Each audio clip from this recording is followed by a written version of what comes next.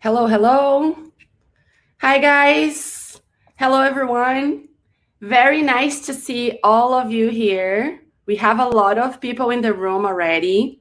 That's amazing. So just let's wait a few more minutes so other people can join us today. So make sure you go grab your coffee, your water, your tea, whatever you want. And now we're about to start. Okay. Say hi to me on the chat. Hello, everyone. Amazing. Tell me where you guys from. I love to ask that question just to get a sense of who's online. Tell me where are you from? Belgium, Brazil, India, Pakistan, Argentina, Portugal, Russia. Oh my goodness. There are a lot of diversity here. Amazing. Cool, guys. Nigeria, Colombia, Serbia, amazing. Armenia, Mexico. Love that. And so another question. Tell me if you are already a VanHacker or if you're new here. Is this your first webinar with us? Rio de Janeiro, Brazil, amazing. New York, cool, guys. New here, okay, new. Oh my goodness, there are a lot of new people. Amazing. Welcome, everyone. Welcome, guys. Great. I love to see new faces here as well. And I see some familiar names. Okay, some premium members as well. Good, good. Okay, so guys, welcome to the RemoteCon webinar. If you don't know what RemoteCon is, so as there are a lot of new people here today, RemoteCon is our virtual, free virtual conference, okay? And that started last week and goes until April 29th, which is like a week from today. And this conference has the goal to teach you all the essential things you need to know about working and getting hired remotely, okay? That's very exciting because, as you know, the world is changing a lot and many people and companies will have to adapt to this new style of working and getting hired remotely, right? So we had a webinar last week and about how to rock your online interview. And if you missed it, don't worry. I can share the link with you later in the chat today. It's on our YouTube channel. So make sure you guys check it out, the channel, our YouTube channel, because there are other great content there for you and other success cases that you can learn and get inspired from, okay? And another thing I want to mention here is there are a lot of exciting things happening this month, especially we have like a big promotion going on, but I'm going to talk about this later today. And just, make sure you stay tuned with all the good things that is happening and the things that you can actually benefit from, okay? And all right, so let's talk about today's webinar. The topic today is what changes in Canada immigration and work visa due to COVID-19. Okay, it's a very interesting and important topic. I'm sure a lot of people want to know that. And we have Karan with us today. So hi, Karan. How are you? Hi, Juju. Can be better. Yeah, thanks for asking.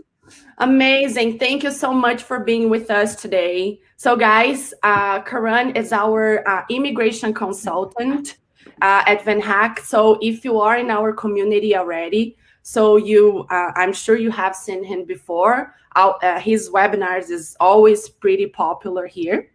So I'm super excited to see what is, everything you have to teach us and to share with us today. So guys, make sure you ask questions on the chat type all your questions, insights, comments on the chat. We want to help you. We want to, we're excited to answer all of that. And we'll have like a Q&A session at the end. Okay, so stay tuned. And I think that's everything for now. I'm going to stop talking and let Karan. Yeah, hi everyone. Really excited to be here. Always really a pleasure to talk to all you VanHackers and get you acquainted with immigration. I really appreciate you taking the time to be here. Like I know there's a lot of changes going on, and you're learning about how to cook from home, how to cut your hair, and I'm glad you're taking this time to learn a little bit about Canadian immigration. So if you do, like Jushu said, if you have any questions, like please put them on the chat, even if they're not related to just the updates that are happening with immigration.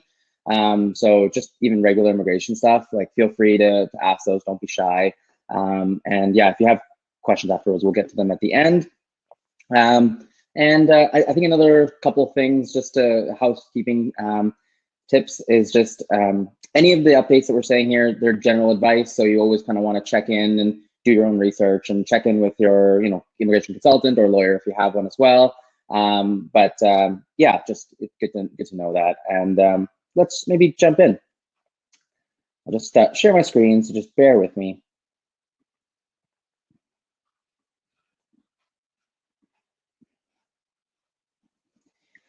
All right, so these are the updates on COVID-19 and how it's affecting.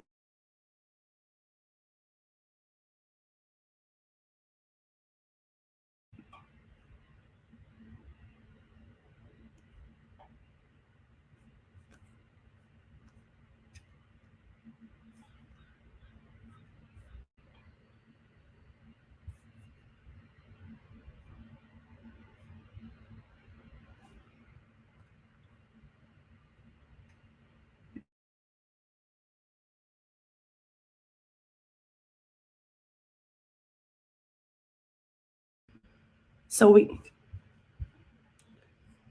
let's see here. Can you guys see can you guys hear us? Hello? Hello, hello, hello?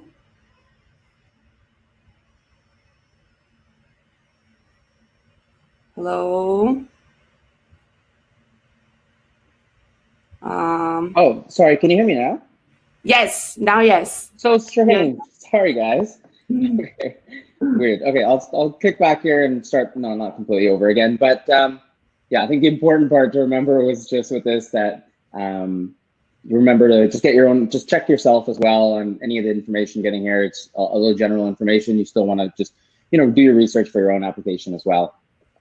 All I was saying was just that immigration pretty much has gone pretty slow with changes usually, but what has happened in Canada at least is since March 18th, everything kind of stopped at first, and then the Canadian government was looking at ways to quickly make adjustments so that people aren't affected terribly. So we're seeing changes almost every week. So keep updated with any of these changes, like especially closer to your process, because as I said, they'll continue to probably be changes as they try to figure out how to deal with the situation. The really cool part is that Canadian immigration has really done a lot. Like they've really been on top of it. I think it's something that it really makes me proud to be a consultant for Canada because they've really addressed this really quite well. So I could say that for a lot of countries with immigration, some of them are completely stopping it and doing other things, but at least in Canada, we've kept it pretty open. So you'll sort of see that throughout the webinars a little bit as well. I think, yeah, like I said, if there's any questions, we'll have them at the end as well. So feel free to share your thoughts, not only on any updates, but also what's going on for your situation. And if you have any general questions about immigration. All right, let's begin. So as Juju introduced myself, my name is Karan Dhani. I'm a immigration consultant here in Canada. I'm licensed here. And yeah, I think if you have any more questions about me, we can probably save it. We probably want to get to the immigration news. So this is kind of the agenda that we'll kind of be going over. We'll be talking about visitor visas today. So some of the temporary residents. So visitor visas, study permits. Most of the focus will be on work permits though. And with those, we'll talk about some of the exemptions that are in place. We'll talk about what is being assessed, what isn't being assessed, and also what to do when you're actually entering Canada. We'll also discuss today temporary foreign workers who are currently in Canada. I know a lot of you are, from what I saw in the chat, across the world, but some of you guys are in Canada as well, and so we'll talk about what situations apply to you, and then we'll jump into permanent residency just a little bit, and then we'll go into questions.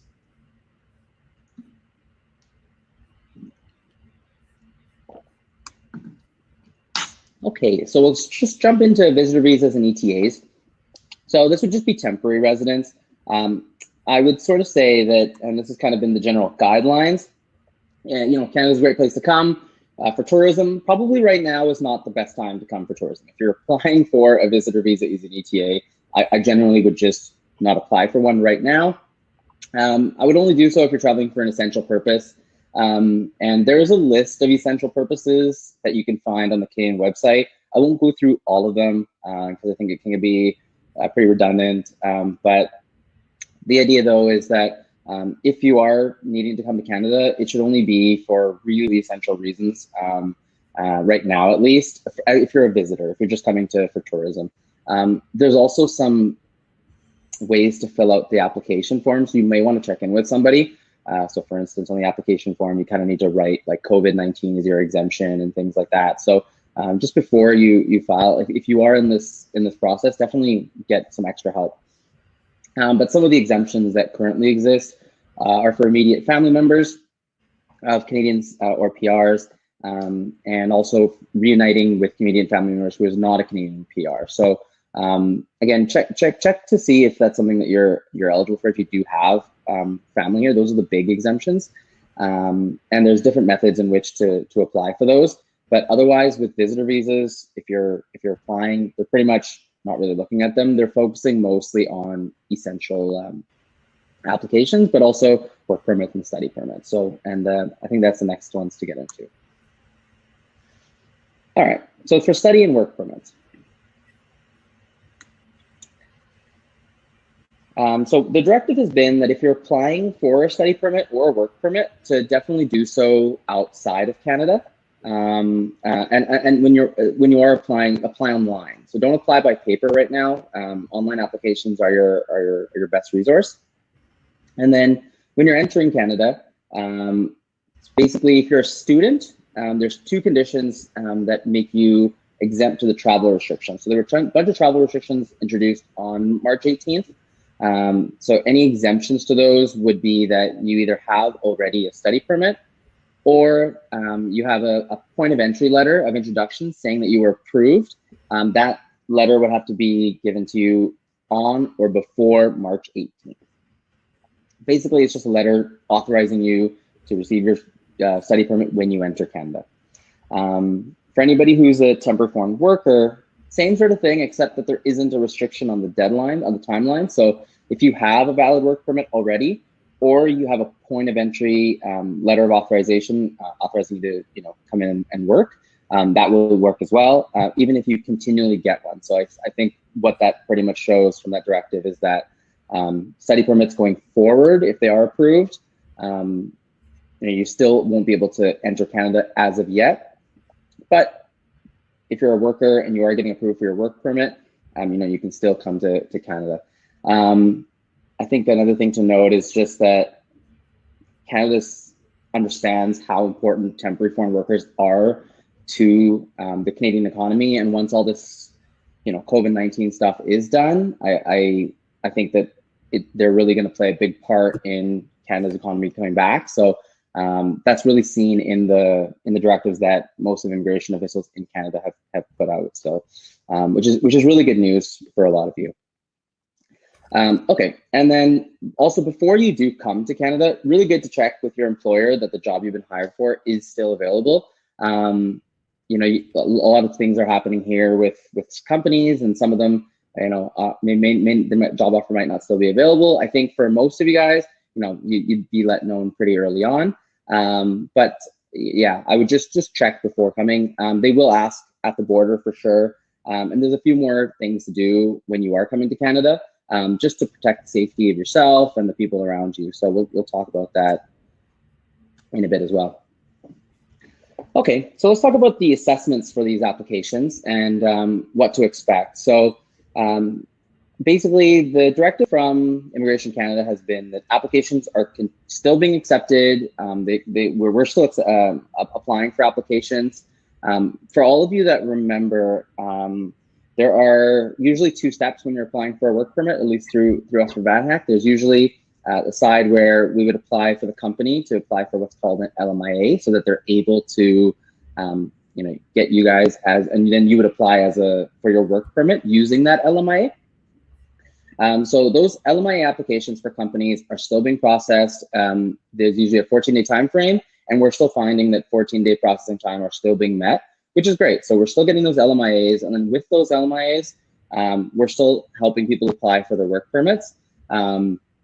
And I think the big part here as well is that everybody's really working remotely still. So, a lot of companies are working remotely. Some of them are definitely unfamiliar with how to, onboard maybe remotely, but I think with these changes and, learning all these new things, a lot of companies are doing the same. So, keep applying for jobs because, a lot of people are starting remotely. And then for many of you who have actually gone through the work permit and LMI process, that even under normal circumstances, and you would usually see that, it takes a couple of months anyways to get most of your paperwork done. And some companies are a little bit longer. So what we're finding now is that because of these delays, while you're working remotely for a company, awesome part is they can still work on their part of the application. You can work on your work permit, and the stress of timeline isn't as much, because just whenever everyone clicks into once this COVID-19 stuff dies down a bit more, when you do come to Canada and you start working for an employer, you've already started with them remote. So that's the big part of it. But anyways, yeah, so applications are still being accepted.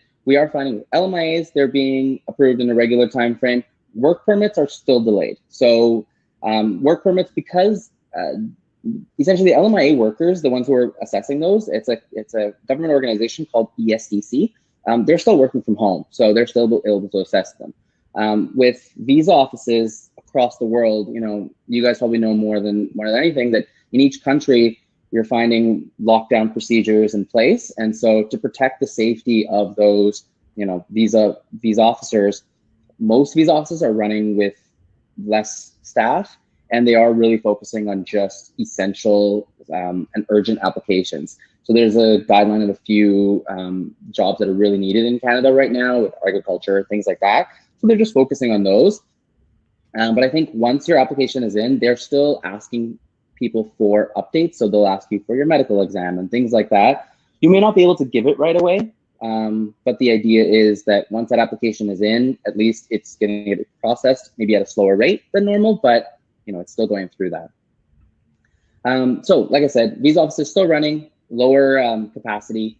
And then as you guys know, usually you have to give something called biometrics. So this is your fingerprints in your country. You would usually go to a VFS office. What I'm finding is most VFS offices are closed. There are some countries, so as we're sort of seeing like countries go through different waves of the coronavirus, so we're seeing, once countries are finding it a bit safer to actually go outside, biometrics locations are starting to open up a little bit for a few hours, and so they are seeing appointments come through. If you are going to book appointments for biometrics, I would say, of course, look on the VFS website online, but also do try to contact them through email. Some people have had success. Again, this is only if you guys are not in lockdown. I know a lot of countries, Nigeria, India, a lot of the lockdowns maybe or have already been extended for 2 weeks. So just keep watch of your political situation and see whether the lockdown will continue. Whenever they do close down, though, that's the first thing I would get done once your visa application is submitted. Okay, we'll jump to medical exams. So there are usually 2 different types of medical exams that you need to give. One is called an upfront medical exam, and the other one is by request of IRCC or Canadian Immigration. So with an upfront medical exam, which is what we typically ask you to do, is you would go to your what's called a panel physician, or there's a list of medical offices on the Canadian website, and you would book an appointment, and you would just go give your medicals before you apply for your work permit.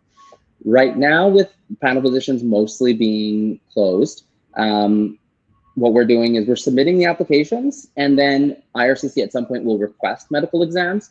And then once they do that request, you would let your panel physician know that, I've gotten this request for a medical exam. I'd like to come give it. They're also more likely to, again, when lockdown procedures are done, to actually take your medical exam at that point when you have the request from Canadian government, as opposed to upfront. So that would seem like more of an essential service than doing it just beforehand. So again, I would still get your application in, and then when they request it, you can get medicals at that time. Okay, passport submissions. So if anybody you have been requested to send your passport, again, most visa offices, BFS offices, are closed, but you can just send in your passport. Usually by mail service is the best way to do it, by courier, and they'll send it back. You could always do that anyways, so it hasn't changed. Again, you might see some delays with that. It usually takes a week or less. I'm not sure really how long it's taking for most visa offices. Each VFS office across the world is a little bit different. Okay, SIM card. So when you do come to Canada, what's a SIM card? So a SIM card usually is a number that enables you to actually work in Canada. So along with your work permit, you would usually get what's called this SIN number.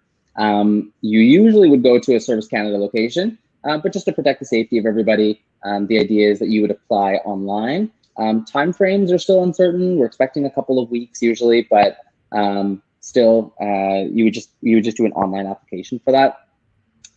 And I think a lot of people, your big question is processing time for all this stuff. Right now, it's tough to give a processing time. Anything you see on the Canadian website for processing times, they're not really accurate anymore. So they haven't really updated those yet. But the idea being, though, that once you still submit your application, it will get assessed, and in the time frame that I think we'll just have to wait for that time frame. Yeah, each country is going to be a little bit different with that as well. So, we're all hoping, of course, that these lockdowns start to end, and whenever it is safe, of course, and whenever we do move into a place where it is safe to go outside and do some of these steps, that your applications will be assessed, at that time as well. Okay, so let's discuss maybe the process when you do actually enter Canada. So Canada takes safety pretty, it's pretty important to them. So one of the first measures that they implemented right away were that people need to, when they do come to Canada, whether you're Canadian, PR, or temporary foreign worker or student, is that whenever you're traveling into Canada, you must self-isolate. So that's being at home. Anything to do with groceries or medication or anything like that, you'd need to sort of have someone set up to help with those essentials to pick up. Really, the idea is you land, and by the way, at the airport, they will, before you leave. So one of the really important parts is if you are leaving your country, at the airport, they will check if you're showing any symptoms.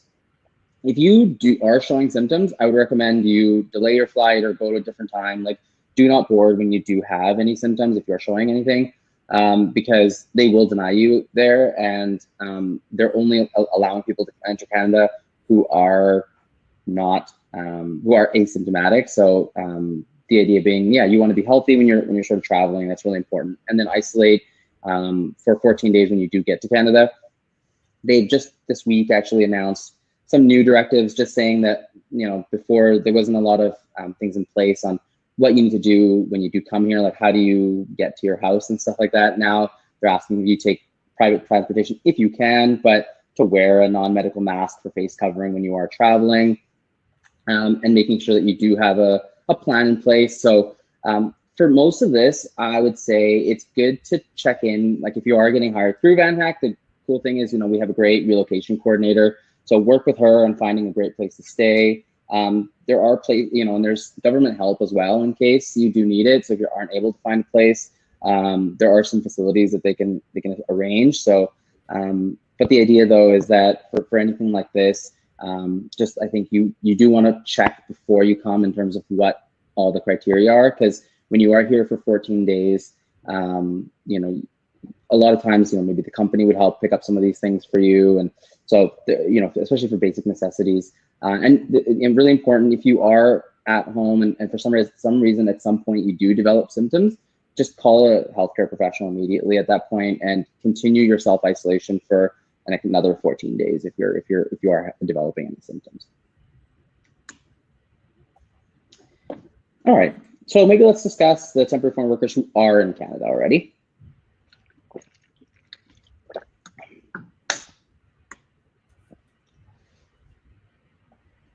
Okay, so a lot of you, you know, you might be in Canada and you'll have various situations already. So let's talk about if your permit has not expired so far. So if you're on a work permit and, you know, your work permit's expiring in about 4 or 5 months, that might still give you some time. You might want to wait and see, you know, what happens with the, you know, COVID situation. But if you're coming pretty close to that time, but your work permit has not expired, you have a few options. So if you're a worker, you could extend your status. You know, you'd want your company to apply for another LMIA, and again, those are still being assessed.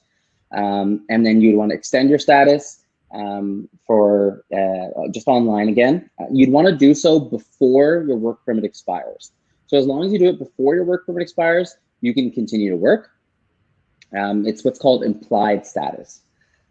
If you are on a student permit, same thing, should want to just apply before your work permit expires. A lot of you, you know, you may want to go back home after at some point, like once your work permit is expiring or your student permit is expiring, but you're stuck here right now because of lockdown procedures in your country or whatever the case might be. We just need some time to wrap up your affairs here. You don't want to lose your status, so what I would recommend is to change your status into a visitor status and just again do it online. That way you're not, if you do have any future applications with Canadian immigration, you're not putting yourself at risk by saying that you've stayed here without proper status. So even implied status is seen as still status, so you're not, you know, illegally staying or anything. If you're a visitor though in Canada, you know, you would want to usually just same thing, you would want to just apply to extend your status if you're not able to leave. And if your permit has already expired, no matter which one of these it is, as long as it's within 90 days, you're able to restore your status. So you could apply for restoration. I think there's about a $200 extra fee for it when you do apply online. But yeah, same thing, you would actually be able to still stay in Canada while you're waiting for a result on that. However, if your permit has expired, only downside is you won't be able to work during that time if you are already on a work permit. So you want to make sure that you're applying before your work permit expires. This is kind of the case, to be honest, whether it's COVID-19 or not, you still sort of want to follow these processes. Okay. Now let's say you were a worker in Canada and, you know, your company is having some economical issues temporarily, and you've been laid off. So what is the assistance that's possible in Canada for temporary foreign workers? Can you still work? You know, what's the situation? So we have kind of talked about this in other webinars as well. So some of this is very similar. So if you are laid off, you know, one option is to you're working so you're able to stay in Canada as a visitor for the extent of your work permit. So I'll repeat that in a more layman's terms. Let's just say you have been laid off. You can stay in Canada until the end of your work permit. So if you have 1 year left on your work permit, you can still stay in Canada. If your spouse has an open work permit, they can continue to work. And again, if you're on an open work permit, same thing, you can still continue to work. It's only for any other company, sorry. It's only for employer-specific work permits that you can only work for that specific employer. And so if you do get a job from a new employer, that's great. What you'll have to basically do is they'll apply for their LMIA, and you'll be able to apply for an extension, or a change of conditions for your current work permit. And then instead of being able to only work for that company, they would change your status to work for the new one. Just the time frame for that, I know it can, you know, we don't know how long things are taking. So when you are making that application, Canada can also be, you have expenses here as well and stuff. So the nice thing is Canada, at first they just introduced something called CERB. So it's the Canadian Emergency Response Benefit. That was at first only open to Canadians, and now they've opened it up to PRs and temporary foreign workers, which again is great. I think that's one thing that Canada does really well is they take feedback and implement it quite quickly. So we've been moving really quick, and I think they deserve a bit of recognition for that. So for any of you who don't know, usual layoff procedures would you'd apply for EI, which is common in Canada. Sorry, it's a usual benefit in Canada too. So if you do get laid off or anything like that, you can apply for EI. CERB is a new one, which is just a quicker method of getting it. I think it goes up to about $2,000, but you want to make sure that you're eligible. This is more of a webinar on Canadian immigration than it is on assistance and stuff. But I think it's good to know that these types of things are available for you guys. And this has just recently changed. So for anybody who has looked at CERB before, maybe you want to reassess it now. And then for healthcare needs as well, it's a place where each healthcare in Canada, although it's a federally mandated, it's still provincially run. So what that means is each province has its own directives with healthcare. They're able to say who they're offering it to and who they're not offering it to. So you'd want to check with your provincial health authority. Same thing here. Like at first, a lot of temporary foreign workers, were not really allowed to continue with healthcare if they were out of service. Like if in certain situations where your work permit's expired or things like that. Now a lot of provinces are allowing for temporary coverage. So you do want to definitely check with your health authority so that, because they understand that there's a lot of people here with different needs. And so definitely check in with them and you might be covered under healthcare as well, which can be big. I see the biggest challenges right now with SIN numbers. So with going back to the CERB and EI, a lot of people still are finding that if you don't have if your work permit's expired already, you'll need your SIN number to apply for CERB. I'm not sure if they'll change that in the future, but some people are getting, that's kind of been the next piece of feedback for people. So like I said, hopefully they'll make those changes. But at the time, if you do have a valid work permit and there's some conditions to meet, but look online for the EI CERB and for your healthcare to make sure while you're in Canada that you're being properly supported.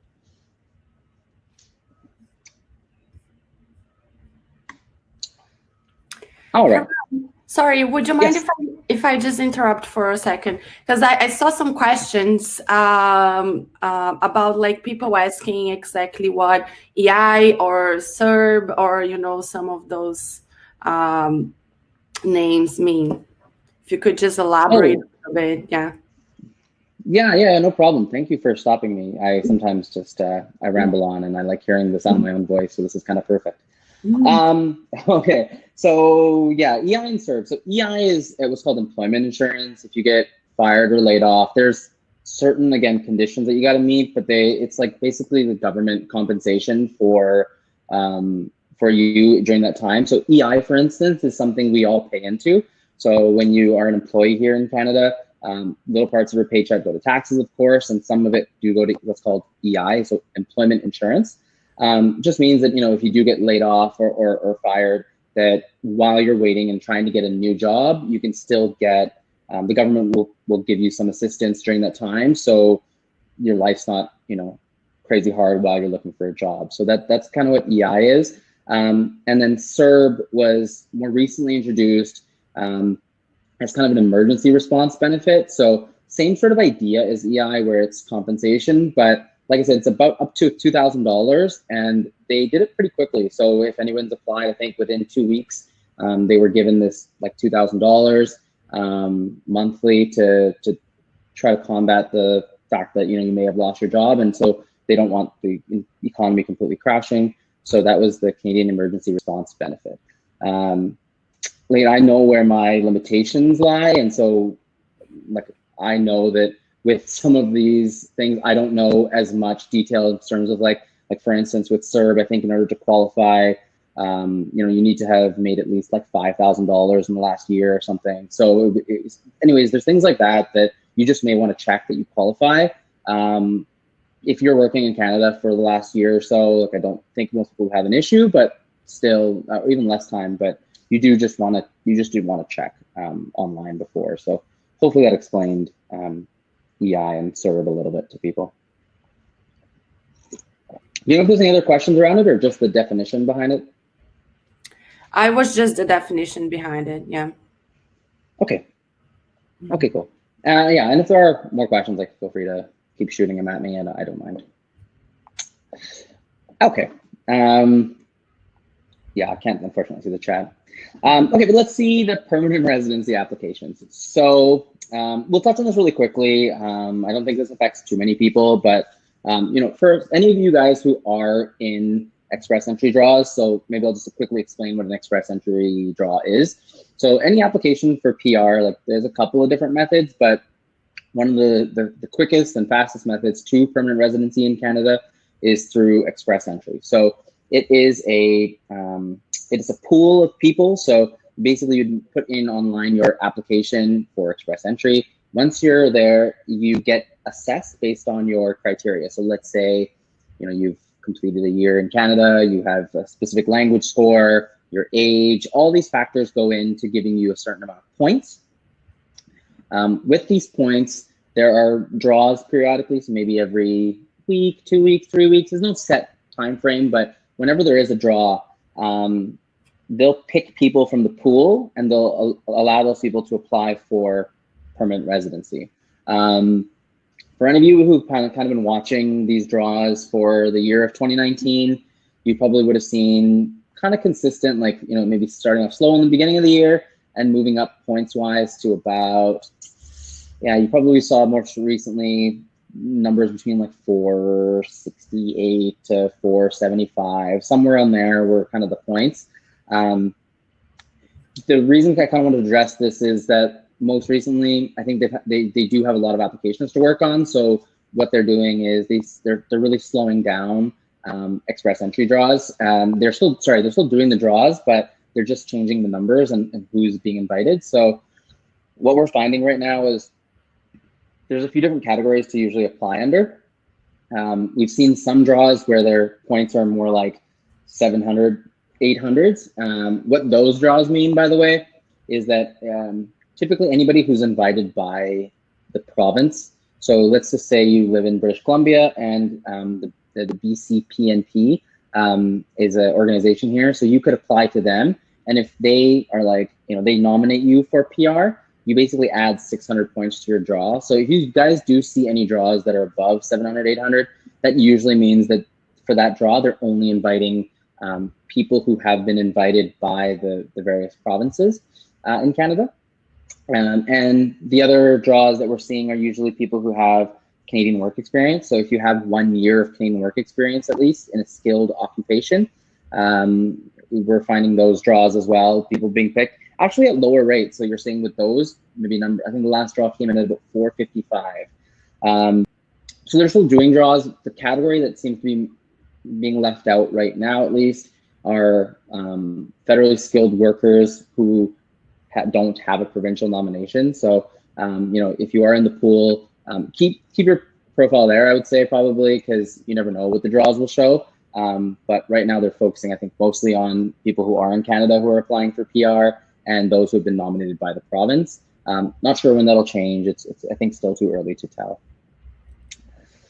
Okay, and then for anybody whose application for PR was approved before March 18th, 2020, you're still exempt from the travel restrictions, which is great. And anybody who's doing the landing appointments, they usually do it by in person. Now they're moving it to phone. I think they're going to contact by email most of those people. And applications that are still being processed, no application will be refused. So they're just due to missing documents, at least. They're still assessing those applications.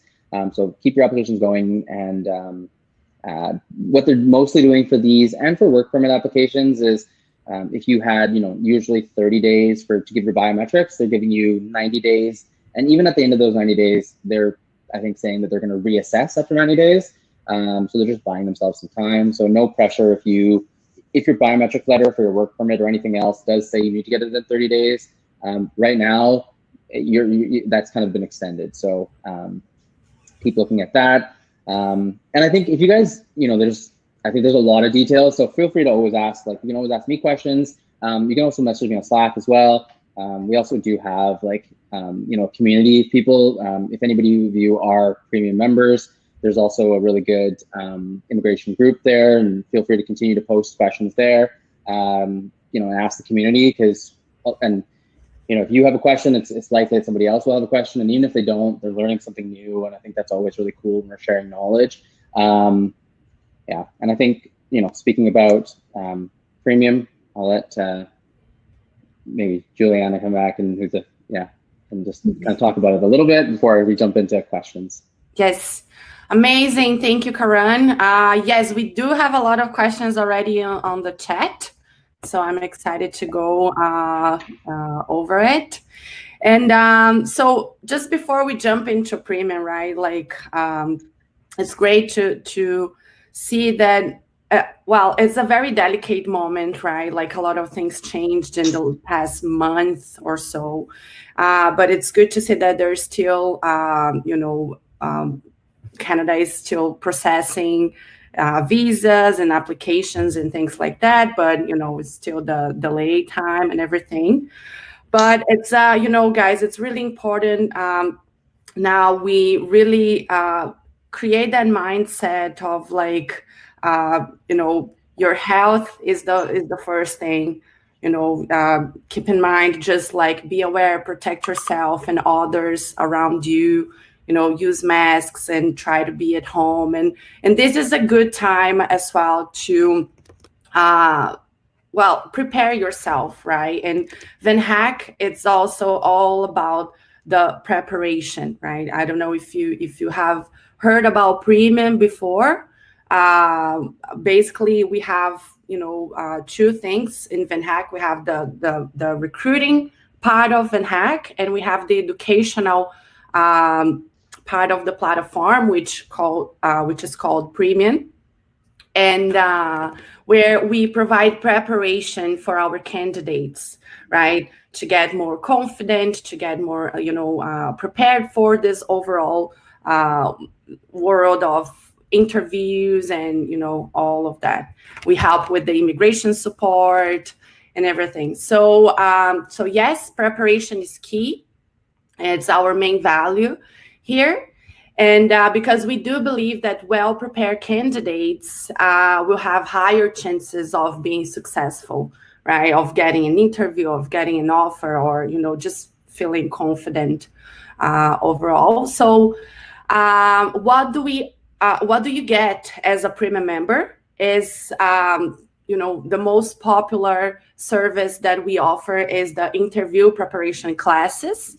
And so you get about 48 hours of interview preparation classes. Those are small groups, online classes. And we'll teach you all about all the essentials about behavioral interview questions, or coding or technical interview questions as well. We now have this live coding sessions, which is being pretty popular. Our candidates are really loving it. But not only that, we have experts to review your profile and give you feedback. We're also all about the community. We have a Slack group special, only for premium members. And so, you can get our team support there. There are special channels to, have specific discussions. And you can also get and learn from the community, learn from our success cases. So yeah, it's amazing. And also you get a bunch of exclusive webinars that we had in the past, and library of courses and classes that we had in the past as well. So so this month we have a special deal to join premium, and we have basically 3 types of subscription and you can get up to 50% if you subscribe for the every 6 months one. And I highly recommend you guys to check it out. Give it a try. We have 30 days money back as well. So, just check it out. If you guys have any questions, I am the premium community manager. So I'm here to help you and, answer any questions you might have, how premium can fit your needs. And so I definitely recommend you to check it out and try it out. Okay. So let's go to the questions. We do have a lot of questions and we have like about 13 minutes. So, all right, let's see from where we're going to start. I saw a lot of specific questions as well, but some other general questions like about LEAP events. So I see that there are a lot of new people here, and LEAP events are events that we basically select candidates to come to Canada and for basically like a job fair, and we provide a space for our candidates and companies to meet, right, and have like an in-person interview. So unfortunately, due to the COVID-19, we've canceled all the events until we have like this COVID-19 goes away. So, but that's why we're doing like a virtual recruiting fairs, like we're having one in like 3 days, and we definitely gonna have like other ones. And just stay tuned with our Slack group or your email, subscribe to the newsletter, because we're gonna send the next upcoming events. Okay. All right. So, okay, a lot of people asking about processing times. Right, I think you've mentioned about this. It's hard to tell, right? It's really tough with processing times, unfortunately, yeah, because each country is going to respond to this differently, and they're going to go through their stages of dealing with COVID-19 differently. So right now, I think they're really focusing on safety and with the time that you have, I think it is good to get some of those documents you have in order and things like that. So yeah, as Juliana mentioned, I think preparation is the thing to focus on right now, and get your application in. Processing times are going to vary, but yeah, right now focus is really on safety and preparing. Yes, and a lot of people also asking about PR. So one question is, so if they just got the PR, for example, but they are still abroad, so they can still travel to Canada right now, or? Yeah, so I guess part of that, what we were talking about earlier, is as long as your PR was issued to you before March 18th, you should still be eligible. There are certain procedures to follow when you are entering Canada. There's quite a few, so you just want to look at those before coming, but you are exempt from the travel restrictions that are in place. So, but do your research and check in with somebody before coming, because like I said, there's quite a few things that you just kind of want to follow before actually entering Canada. Amazing. And so people can still apply for all visas, like PR. Some other people are asking about the holiday working visas, and yeah, good question. So study permits, work permits, still going on. Permanent residency, still you can apply for. As a recap, if you're applying for visitor visas or ETAs, I would hold off unless you are exempt. From my understanding, with most of the IEC work permits, so that IEC is the international experience. So with those, which includes working holiday and young professionals visas, I think right now, from my reading, that they are not operational right now. Double check to see, but I don't think that they're offering IECs right now. So yeah, hold off for any of those working holiday visas.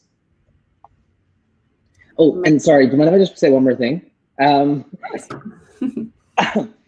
guess you guys don't have a choice. No, I was just going to say that there's another procedure that a lot of people usually apply under, which is going, like, let's just say, you're in Canada and you've been given an authorization to work somewhere or outside of Canada. You would a lot of times go to what's called flag polling, or going in and doing a border crossing just to get your physical work permit.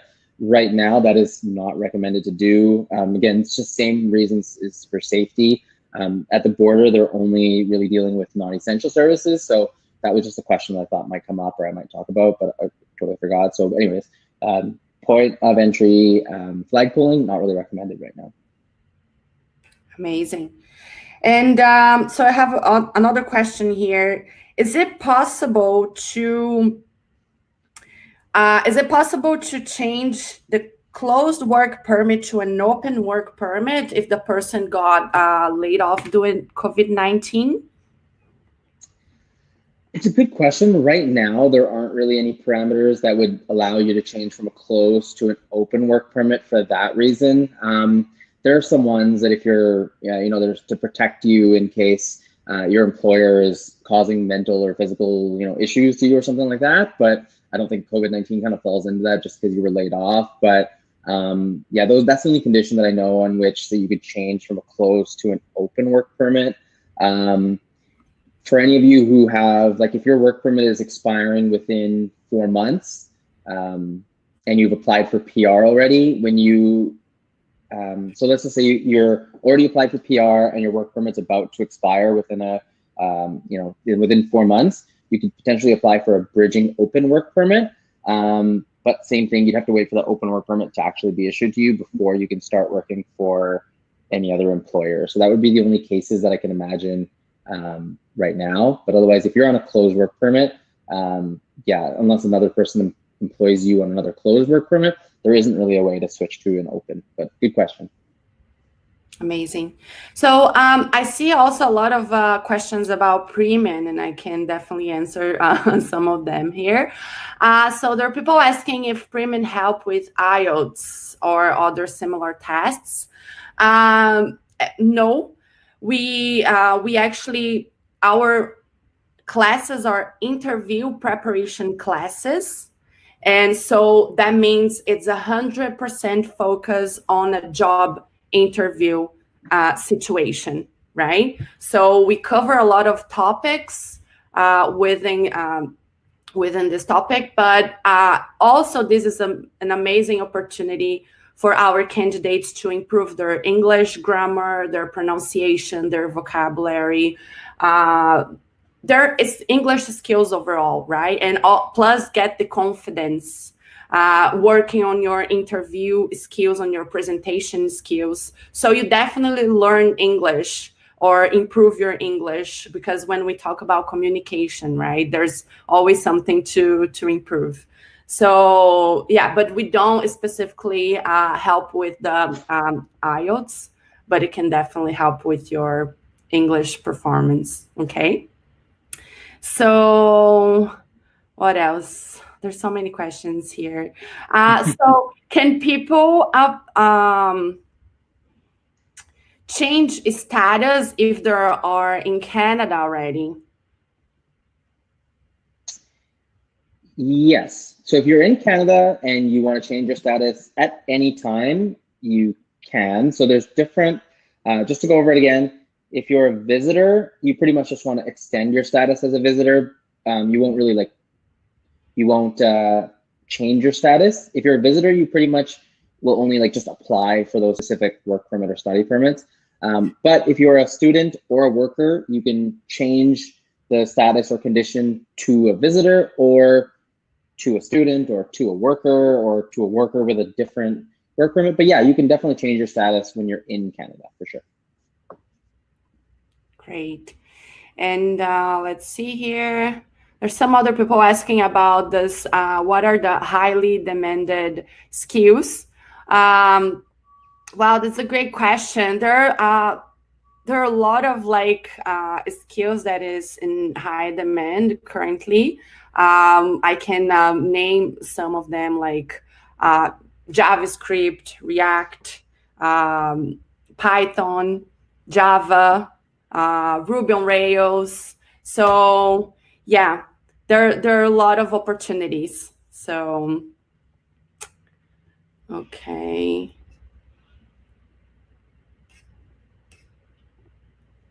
Thank you for taking that question, by the way, because my technical knowledge is it's like Ruby on what? Just kidding. All right, so let's see here.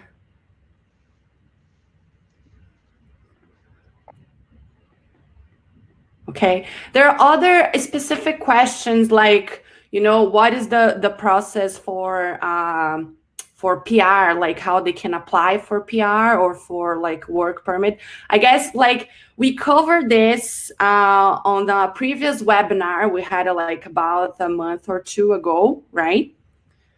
And there are a lot of to talk about those topics. So if you, Karan, if you just want to maybe talk a little bit about those process, but definitely I can share the link of the previous webinar so they can watch it. Yeah, I think you covered it because it was definitely covered in the last webinar, but I'll definitely talk about it right now. So just kind of succinctly, but the idea is that in Canada, usually there's temporary residents and permanent residents. With permanent residents, so PR, it usually goes through that express entry pool that I was kind of talking about earlier. In order to get into the pool, you needed, you can always get into the pool, but in order to be usually picked, you kind of need, it's pretty competitive, so you really want a high score. The ways to get a higher score are usually like, I mean, you can really do well in your language and things like that. But really like where you see a lot of points are when you do have Canadian work experience or education in Canada. So if you're applying for a work permit or a study permit, that's kind of where a lot of people start when they want to go on their journey to becoming Canadian citizens. A lot of them start as in temporary residence, so with study permits or work permits. With work permits, VanHack is a great way to help find a job so you can get that work permit, because each employer is a little bit different, and we're sort of already building those relationships with employers. So and if they're looking for your skill set, that's really big, and it's also really quick. Like most times, if you're applying for a work permit and applying for the LMIA thing, is it can take a long time. Like usual process is about a year, I would say, for both of those. But with VanHack, at least before this COVID-19 stuff, we were finding that it takes 2 weeks for one process and 2 weeks for the other, and so people were coming here on average within that month and a half, 2 months. And so the idea is if you are looking to become a Canadian citizen, it's a really good path is to get a work here first, get some work experience, a year, build up your points, get really good at English, take your IELTS and stuff. But really, with decent IELTS scores, you can still even, might be able to qualify. But that's kind of what I would do. Yeah, hopefully that explains it in a quick little way. But if you have more questions, you can always, by the way, like reach out to me by email at you see it there, Karan at VanHack, or on Slack at VanHack Karan, if you do have questions there as well. Amazing. Yeah, there's so many questions. Well, we'll take note of those questions because it's been already 1 hour, but and we'll make sure we'll answer them. But guys, if you guys have any questions in the meantime, just reach out to us on Slack. My Slack is not there, but I'm gonna share it right now here on the chat. So we have 2 communities on Slack: the regular Slack for everyone and the premium Slack. So here goes. That's how you can contact me as well. I just wanted to go over one more question here that I saw.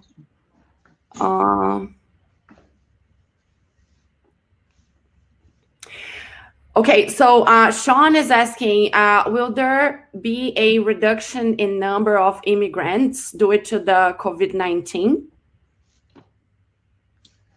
Yeah, good question, Sean.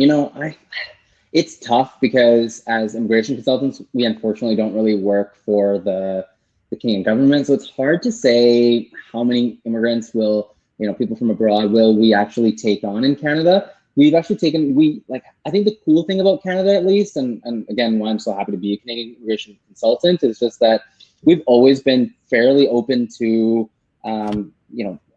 temporary foreign workers, because we know how essential they are to Canada. I don't think that'll change very much, but if I'm making a prediction, but that's all it would be, is just a prediction. I know some countries are in talks about closing their immigration, but that I don't even think that's on the radar in Canada, at least. But I don't like to speculate too much, but I would be really sad if that was the case, but I really do doubt that it would change too drastically, and I'm hoping not, but that's all I can really say on that. Sorry, Sean, but thanks for your question. Yeah, it's hard to tell because there are like a lot of assumptions these days, and we don't know what's gonna happen. Like, we just hope that this is hopefully this ends soon, right?